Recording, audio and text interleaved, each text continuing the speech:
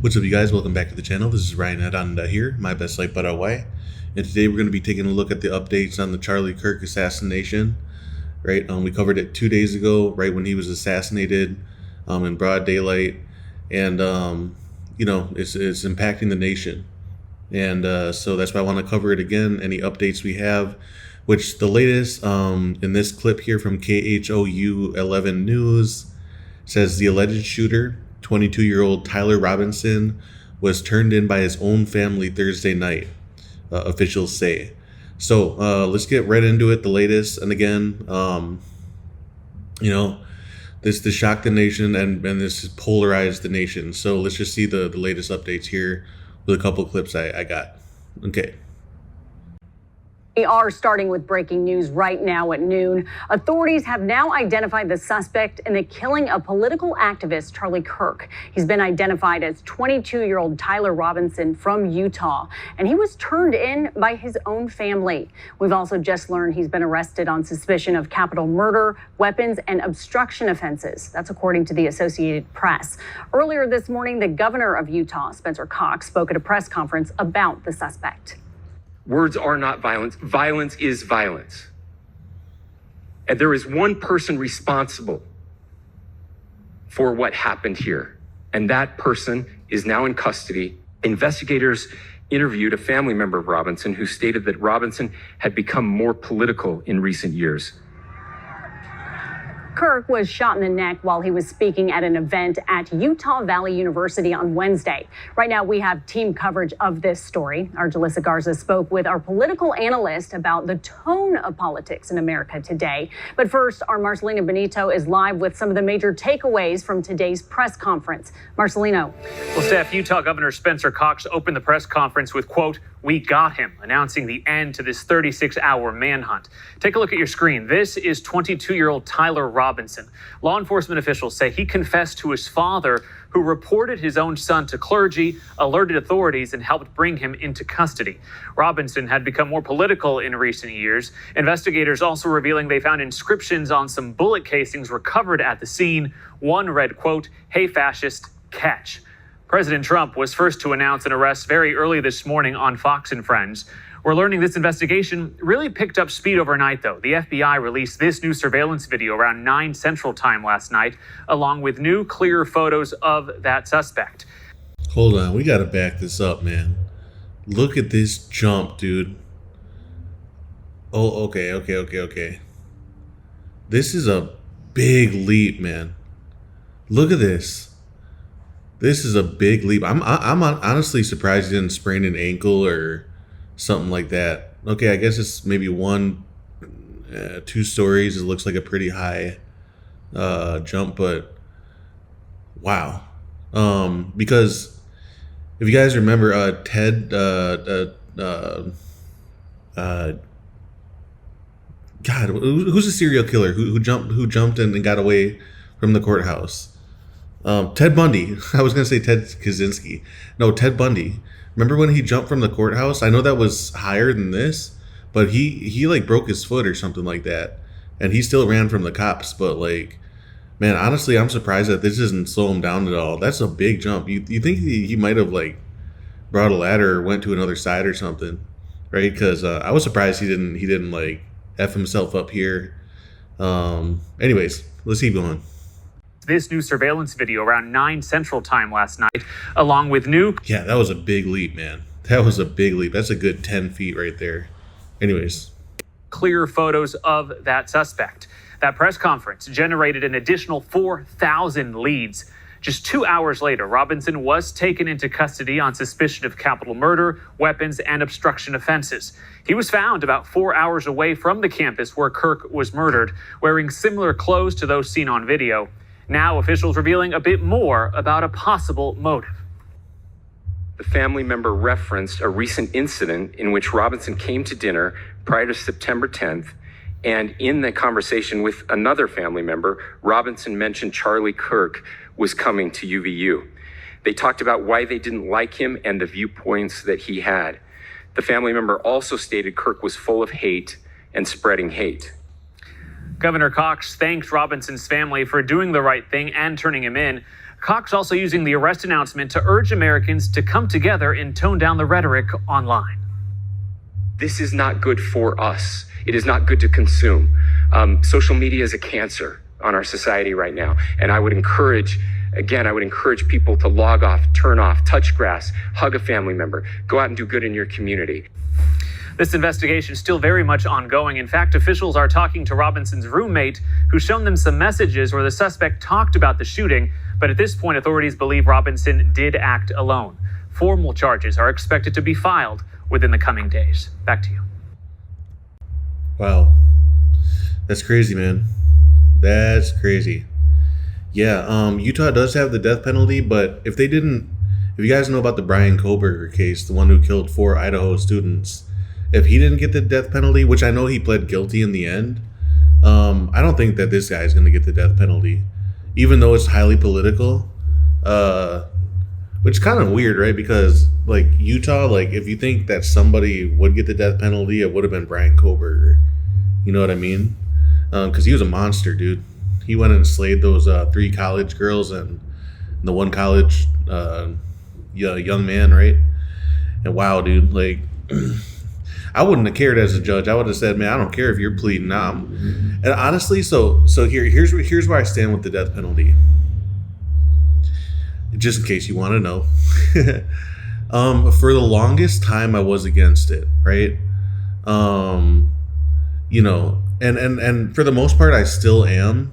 But in super heinous cases like the Brian Koberger case, I don't think that those guys deserve to live.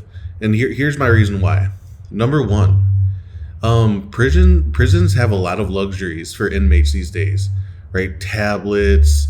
They're even saying guys like out in North Carolina, but other states too, like they like literally get have ways to contact people, right? And so they could keep harassing people. They could keep doing whatever. They can receive gifts. Especially if they have like tablets and stuff. Inmates say that they can women who are in love with them will send them nudes and videos and stuff. And plus they get to live in like this kind of weird state of fame, infamy, right? So I don't know, man. It seemed really unjust, and usually I'm not for it, right? But in very, very rare cases, like if the dude's a complete monster serial killer or something like that, yeah, I don't think those guys deserve to live, to be honest. And so here's the caveat, though, at least in my eyes. They only deserve, once they're sentenced, and it's very clear evidence, right? There's beyond a doubt that they're guilty. You don't get no 25 years of sitting on death row. You get 1 year, max, if that, right? I don't like this whole appeals process. Oh, you can appeal it and appeal it and appeal it and appeal it and appeal it. No, dude, you don't get to appeal that. Especially if you're a monster. Like this dude right here, he doesn't qualify for the death penalty. Even in Utah where they actually have it. Right? But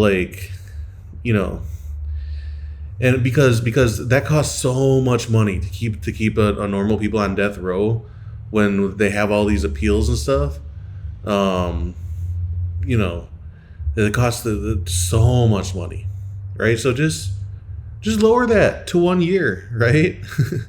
And I guess one last thing I'll say about the death penalty, if any of you guys care, but they were saying that the shooting squad or the firing squad is inhumane, and actually I don't think so, man. When you compare that to a lethal injection is actually pretty dang inhumane, if you were to ask me.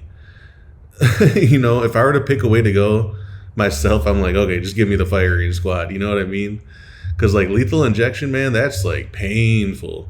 And then the electric chair, inmates say that like when there's a death, like you could like smell flesh for days and stuff, and it would just terrify other inmates and stuff. And man, I mean, talk about inhumane, dude. Like the electric chair or in lethal injection, or the firing squad, I'm taking the firing squad myself. Like, come on, man. That's an easy one. You know what I mean? But anyways, man, I went on a whole tangent, but yeah, okay, let's get into these other clips here. Actually, let's get into this one, because this one came out 16 minutes ago, right? So it's the brand newest one, News Nation now, and so yeah, let's get into it. 3 minutes long. Nation now, and our coverage continues live from here in New York. I'm Connell McShane. Good to be with you more this hour on the breaking news out of Utah as it comes in about the 22-year-old Tyler Robinson in custody now, being held without bail for the murder of Charlie Kirk. Turned in after being recognized by his father, apparently. Images released by the FBI. And up first this hour with new reporting on this is News Nation senior national correspondent Brian Enton. Back with us from Spanish Fork, Utah, right by the jail. All right, what's the latest that's coming in on all this, Brian? Yeah, we're outside the jail. This is where Robinson is being held right now. Interesting, just within the last hour or so, his house where his parents live, which is in Washington, Utah, which is far away from here, southern Utah, about 3.5 hours from here, closer to Vegas. There was actually a bomb threat there and some kind of threat that happened where they backed all the media up.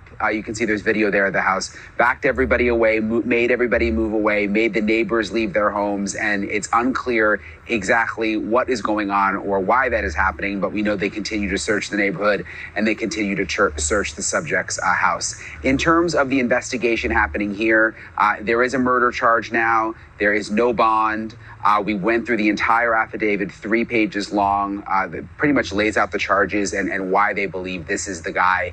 They got him on surveillance video all over the college, more angles than we have. You know, they released a couple of surveillance pictures to us yesterday, but there's a ton of angles that they talk about. Also, this conversation he had online with his roommate, actually asking his roommate, according to officials, to go out and get the rifle from where he threw it in the wooded area next to the college. That's part of the affidavit. And then also what was on the shell casings. The governor spoke about that this morning. Take a listen. Inscriptions on a fired casing read, "Notices bulges, capital OWO, what's this, question mark." Inscriptions on the 3 unfired casings read, "Hey fascist, exclamation point, catch, exclamation point." Up arrow symbol, right arrow and symbol, and 3 down arrow symbols. A second unfired casing read, "Oh Bella Chow, Bella Chow, Bella Chow, Chow Chow." And a third unfired casing read, "If you read this, you are gay, LMAO."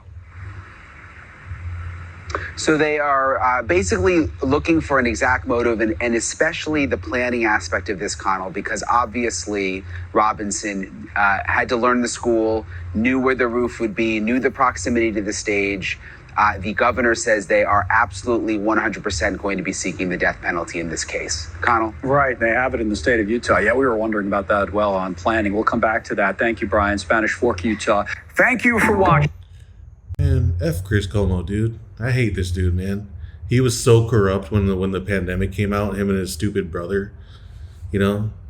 Nah, I don't ever want to see this dude again, bro. He was. Anyways, let's get back to it. So the death penalty is on the table. I guess what I was talking about did have relevance. I kind of knew that they might. I don't think he'll qualify for it, right, for killing one person. But who knows, man? This is really political. And yeah, I don't know. Maybe if he does a plea agreement like Brian Koberger, and again, you know, it depends on the judge. If he pleads guilty, he'll probably plead not guilty, to be honest, and see if he can try to bring in some favor from the jury or something. Maybe try to get a mistrial if all 12 jury members can't decide on if he's guilty. Maybe he thinks that he can get one jury member to sympathize with him or something like that. But yeah, man, altogether, this was really stupid for what he wanted to ultimately do. Send a message. He sent the wrong message. Again, he took a young man's life, 31 years old. So again, no matter if you agree with Charlie Kirk or not, and honestly, I really don't in a lot of cases, man. I went back and watched a lot of his stuff, and he's super contradictory. He really does lack empathy, and I'm a guy who cherishes people who actually care about one another, right? I know that plays out in politics really differently than like your average day-to-day interactions and your average day-to-day friendships and your relationship with your family. I know, it's a little bit political, but Charlie Kirk, in my eyes, he was, going down a wrong path, but this wasn't the fucking answer. Are you kidding me? Like, bro, like, for what? If anything, everybody's more extreme on both sides. Like, you just, like, you shook a nation, really, and not in a good way.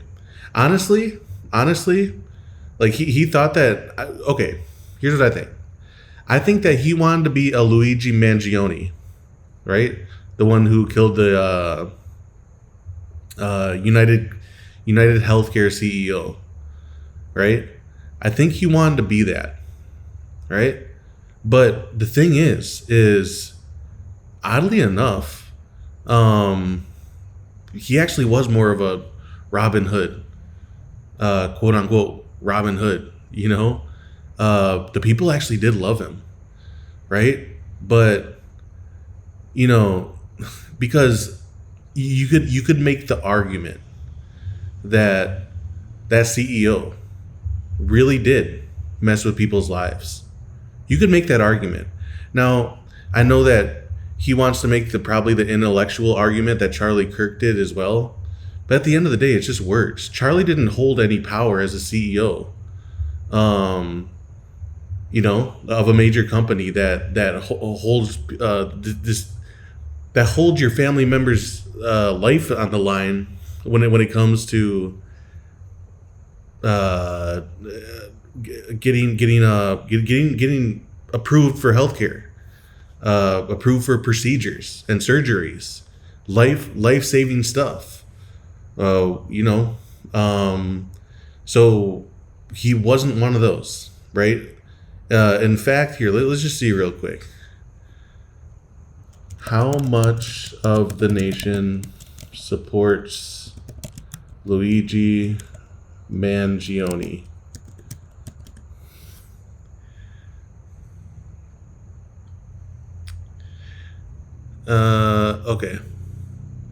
Okay, so all right, just to compare, their AI off of Google says there isn't a precise national statistic on support for Luigi Mangione, but reports from late 2024 indicated significant, though polarized, public support, with a cloud research study finding 23% of 19 to 29-year-olds were very supportive and 61% at least somewhat supportive. That's insane. That's a big number, you guys. That's the super majority. And so this is what I'm talking about. He's not a Luigi Mangione, right? And yes, both men who died shouldn't have died. Okay? But because Luigi understood that no, this really is something that everybody hates, is these healthcare companies and the CEOs who run these healthcare companies that F over our families in their time of need.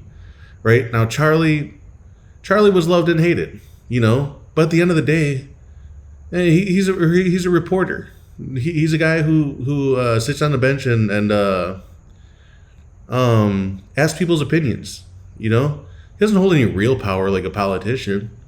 He doesn't hold any real power like a CEO. So like it wasn't the same thing, man. It wasn't. And I think, if I'm guessing, I think that he wanted to be kind of loved, and he's willing to throw away his freedom, right? Which he certainly did. And yeah, and again, a lot of times it's your own family or friends giving you up, right? In the end, how many times have we heard that now? How many times? You know what I mean? Like if this dude was at all smart, man, he'd be in Mexico or Canada or something like that, and then from there on a boat to wherever else. He should he should have booked a plane to Russia or something like that, like our adversaries, you know? They probably would have harbored him too, straight up. You know, so like, I don't know, man. Really ridiculous, really stupid. This guy is, you know, pretty much a nothing in my eyes. You know what I mean? I know what it's like to be young and dumb and have a lot of hate for the world, especially at this age, at 22. But, you know, throwing your life away, dividing a nation that's already really divided. And then if you wanted any kind of outcome, it's going to be the opposite of what he wanted, right? The right wing is only going to put his boot down harder, right? On everything that you don't stand for. So, you know, nothing to be learned here other than don't do what he did, really, truly. And, yeah, man, again, I'm no fan of Charlie Kirk's, but rest in peace, dude. He's 31 years old. I'm 32. He had another half of a life plus a good 10 to 20 years on top of that, more to live, right? And not only that, the last thing I'll say, and not to say that Charlie Kirk was gonna change for whatever you want him to be, but people can change. You know what I mean? So like me, if you don't like me, maybe you'll like me in 10 years. Or say, and some people can change for the worse, but hopefully you're changing for the better with age. You know what I mean? I don't know, man. You know, it's a shame, but this is where we're at with the nation, and this is you know, unfortunately the reality of America. Very violent, very politically divided. You know, I'm here in Paraguay. I urge you guys to look for countries that are not going down. The empire is dying. Rome is gone. You know, we are very much an empire on this world, and the empire is dying, right? And I don't care to be in any city in the empire while it dies. You know, and every day I work to not really go home to America. I'm here in Paraguay, man, and it's much better. And you know, we're sharing funny stuff up in the group chat right now, and I'm staying in touch with friends here and locals here, and my family here, and life is good, man. And like I urge you guys to start living your best lives, man. And like, yeah, I engaged in this because number one, because Charlie's so young, he's right around my age. So when I saw that video of him, you know, getting hit in the neck, dude, I was just like, oh god damn, man, you know. And I've seen a lot of blood myself, you know what I mean? Like, you know, not gonna go into it, but like, you know, I knew he was gone the moment that I saw that blood, dude. I was like, what? When I saw that on Twitter, like, it was insane, man. It was insane. I mean, he didn't even have a, you know, sometimes even in war, sometimes you have a couple minutes to yourself to say the last prayers that you want to say. Sometimes there's even a medic or even a religious medic, you know, or I don't know if that's a separate thing, but sometimes there's somebody even praying for you while you're dying, right? And I don't think Charlie Kirk had that, you know what I mean? And so again, I don't know the guy, obviously, but like, he was far too young, man. And even that, dude, they're showing videos of his 1-year-old and his 3-year-old, and those kids are so innocent, man. They don't deserve to grow up without a father. You know what I mean? Those kids were the kids were on the beach, man, like playing with the sand and stuff with their mom and their dad. They're never gonna have those memories again, right? And you know, Charlie wasn't yours to take, man. No matter if you agreed with him or not.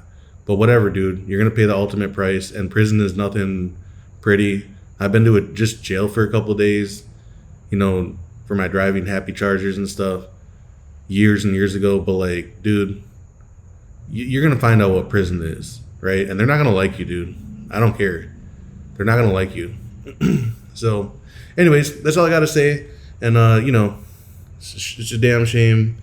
I probably won't cover this topic again unless there's some real wild updates. But this is it for now. Again, Ryan Aranda, my best life Paraguay. I'll see y'all later. Take care of yourselves, and to the next one. Peace.